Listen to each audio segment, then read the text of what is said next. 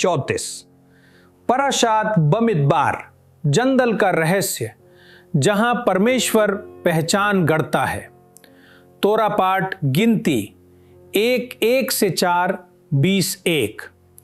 प्रारंभिक संदर्भ, जंगल क्यों? गिनती की पुस्तक की शुरुआत यात्रा से नहीं बल्कि ठहराव से होती है। इज़राइल पहले ही सीने पर्वत पर व्यवस्था पा चुका था, फिर भी परमेश्वर उन्हें तुरंत प्रतिज्ञा के देश में नहीं ले जाता। इसके बजाय परमेश्वर जंगल में फिर बोलता है।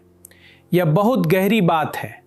जंगल एक ऐसी जगह है जो किसी की निजी संपत्ति नहीं, शांत बिना व्यवस्था की प्रतीत होती है, फिर भी वही एक राष्ट्र के जन्म का स्थान बनती है। गहरा भाषाई अर्थ, मिदबार शब्द दावर से जुड़ा है जिसका अर्थ है वचन या बोलना, परंतु यहां एक अद्भुत विरोधाभास है। जंगल जहां कोई आवाज नहीं, फिर भी उसके नाम में वचन छिपा है। रहस्यमयी समझ, जब मनुष्य का शोर शांत होता है तब परमेश्वर की आवाज स्पष्ट सुनाई देती है। जोहर सिखाता है कि प्रकाशन के लिए बितुल अर्थात आत्मनम्रता आवश्यक है। जंगल उसी का प्रतीक है जहां अहंकार घटता है और परमेश्वर पर निर्भरता बढ़ती है। 2. जनगणना सेउ एत रोश। परमेश्वर गिनती 1:2 में जनगणना का आदेश देता है। इब्रानी वाक्य है सेउ एत रोश, सिर उठाओ। यह साधारण गिनती वाला शब्द नहीं है। सरल अर्थ, यह सेना और व्यवस्था के लिए जनगणना थी।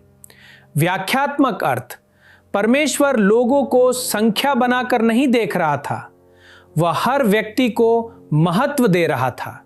हर व्यक्ति की गिनती हुई, नाम से, वंश से, गोत्र से। यह केवल आंकड़े नहीं, पहचान थी। रहस्यमयी अर्थ, सिर उठाना दर्शाता है चेतना को ऊपर उठाना, बुद्धि को परमेश्वर की इच्छा से जोड़ना।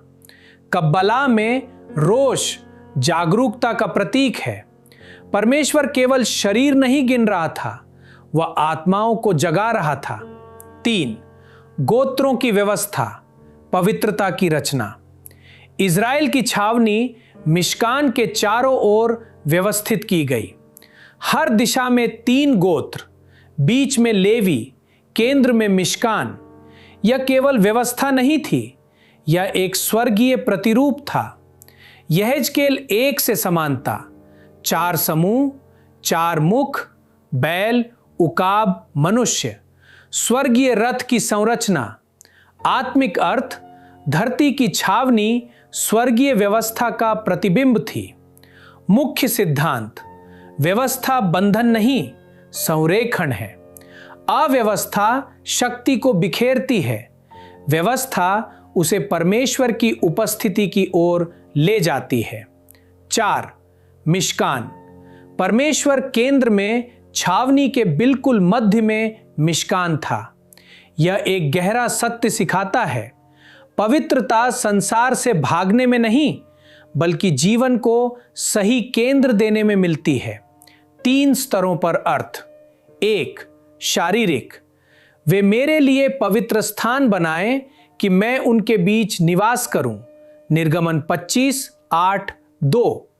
मानसिक, जो आपके जीवन के केंद्र में है वही आपकी दिशा तय करता है। 3. रहस्यमयी मिशकान, संपूर्ण सृष्टि के हृदय का प्रतीक है। कब्बला में केंद्र बराबर टिफेरेट, चारों ओर गोत्र बराबर विभिन्न। आत्मिक गुण जब केंद्र सही होता है तो परमेश्वर की उपस्थिति बहती है। 5. लेवीय, सेवा का आंतरिक घेरा। लेवी के गोत्र को विशेष सेवा के लिए अलग किया गया। यह पक्षपात नहीं था, यह जिम्मेदारी थी। सिद्धांत, निकटता का अर्थ विशेष अधिकार नहीं बल्कि बड़ी जिम्मेदारी है। लेवीय मिशकान के सबसे पास डेरा डालते थे, पवित्र स्थान की रक्षा करते थे। तंबू को उठाकर ले जाते थे। गहरी समझ। हर आत्मा की बुलाहट अलग होती है। कुछ लोग बुलाए जाते हैं व्यापार में, नेतृत्व में, आराधना और पवित्र सेवा में। आत्मिक परिपक्वता का अर्थ सबसे पास होना नहीं, बल्कि अपनी बुलाहट पहचानना है। 6. जंगल, एक आत्मिक अवस्था, भीतर का जंगल, परिवर्तन का स्थान। जंगल केवल वह स्थान नहीं जहां इज़राइल चला, यह हर आत्मा की यात्रा का हिस्सा है।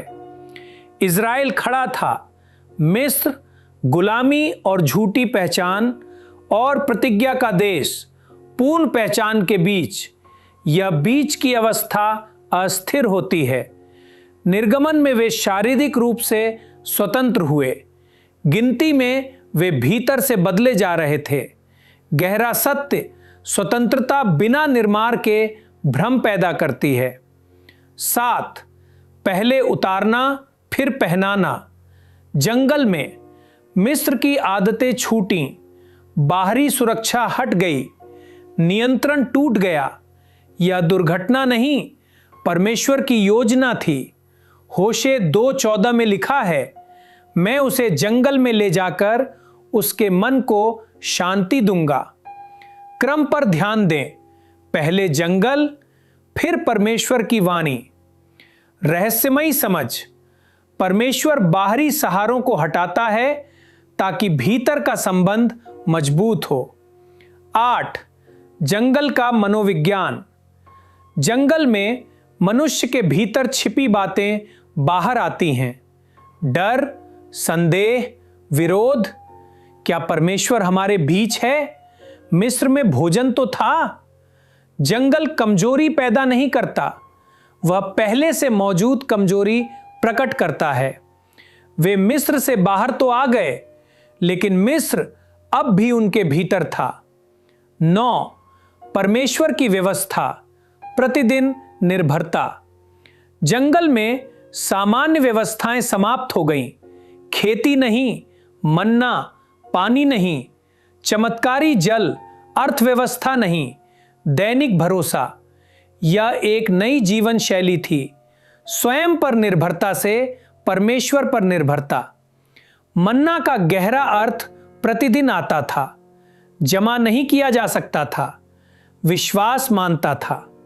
मन्ना आत्मा को वर्तमान में भरोसा करना सिखाता है। 10. जंगल का खतरा। जंगल बदल सकता है, लेकिन मनुष्य पीछे भी लौट सकता है। 2 परिणाम संभव हैं, परिवर्तन, नई पहचान, पीछे लौटना। मिस्र की लालसा। समस्या परमेश्वर में नहीं थी, समस्या परिवर्तन को स्वीकार न करने में थी। 11. संख्या 40 का रहस्य। बाइबल में 40 बार बार आता है।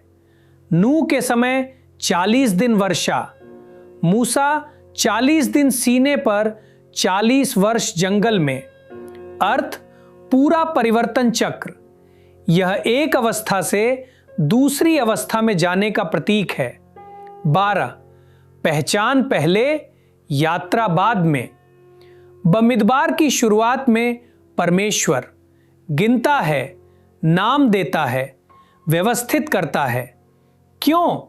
क्योंकि पहचान के बिना यात्रा भटकाव बन जाती है। 13. गहरी रहस्यमयी समझ। कब्बलाह के अनुसार जंगल उस अवस्था का प्रतीक है जहां पुरानी संरचनाएं टूटती हैं, नई संरचनाएं तैयार होती हैं। यह खालीपन नहीं, बनने की प्रक्रिया है। 14. एकीकृत समझ। जंगल है, दंड नहीं, प्रक्रिया। त्याग नहीं, ध्यान। खालीपन नहीं, तैयारी यहीं। झूठी पहचान टूटती है, सच्ची पहचान प्रकट होती है, निर्भरता जन्म लेती है। 15. हफ्ताराह से संबंध। होशे पराशात, बमिदबार की हफ्ताराह सामान्यतः होशे 2 से ली जाती है। मुख्य समानताएं। जंदल से पुनर्स्थापन तोराह में, इज़राइल जंगल में राष्ट्र बनता है। होशे में परमेश्वर उन्हें फिर जंगल में बुलाता है ताकि संबंध नया हो। मैं उसे जंगल में ले जाकर उसके मन को शांति दूंगा। होशे 2:14। जंगल दंड नहीं पुनर्स्थापन बन जाता है। 16 ब्रिट हदाशा नया नियम से संबंध। यूहन्ना बपतिस्मा देने वाला वह जंगल में प्रकट हुआ। जैसे इज़राइल जंगल में तैयार हुआ, वैसे ही नई आत्मिक तैयारी वहीं से शुरू हुई। यीशु जंगल में। मत्ती 4 में यीशु जंगल में परीक्षा में डाले गए। समानताएं, इज़राइल 40 वर्ष, यीशु 40 दिन। जहां इज़राइल कई बार गिरा, वहां यीशु विश्वास योग्य रहे। 17 अंतिम आत्मिक संदेश। बमिदबार हमें सिखाता है परमेश्वर अक्सर अपना सबसे गहरा कार्य आराम में नहीं बल्कि संक्रमण के समय करता है। इज़राइल जंगल में राष्ट्र बना, वहीं पुनर्स्थापित हुआ, वहीं मसीह की सेवा शुरू हुई। जंगल केवल स्थान नहीं, एक प्रक्रिया है। समापन। प्रिय मित्रों, यदि यह शिक्षा आपके हृदय को छू गई हो या आपकी आत्मिक यात्रा में स्पष्टता लाई हो, तो कृपया जुड़े रहें। इस संदेश को लाइक, कमेंट, शेयर और सब्सक्राइब करें ताकि यह और लोगों तक पहुंच सके जिन्हें इसकी आवश्यकता है। आपका हर सहयोग परमेश्वर के प्रकाश को और दूर तक पहुंचाता है। धन्यवाद कि आपने आज हमारे साथ यह यात्रा की। आशीर्वचन। यहोवा आपको आशीष दे और आपकी रक्षा करे। वह आपके हृदय को एकत्र करे, आपके कदमों को व्यवस्थित करे और अपनी उपस्थिति से आपको भर दे। शब्बात शालोम।